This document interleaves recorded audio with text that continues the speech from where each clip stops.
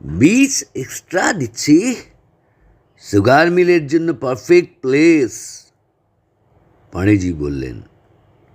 অর্ঘ্যবাবু নিরুত্তর। 50 করে দিন, অর্ঘ্যবাবুর ছেলে দীপু বলল। ওকে ওকে। ছেলেরা কোথায় খেলবে? উদ্বেগ অর্ঘ্যবাবুর, আর দীপ বিস্মিত। মোবাইলে ফুটবল খেলবে, পাড়েজি হাসতে হাসতে বললেন।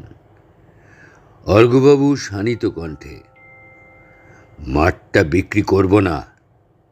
কেন? শৈশবের এই নির্মল আনন্দ কেড়ে নিতে পারবো না। আচ্ছা, আরো 50 না হয়? না পাড়েজি, পৃথিবী থেকে শুধু নিয়েই গেলাম, দিতে পারলাম কই। 35 সেন্টিমেন্ট ছাড়ো বাবা। সবই তো বিক্রি করলাম, মাঠটা অন্তত আমার গ্রামের ছেলেদের জন্যই থাক।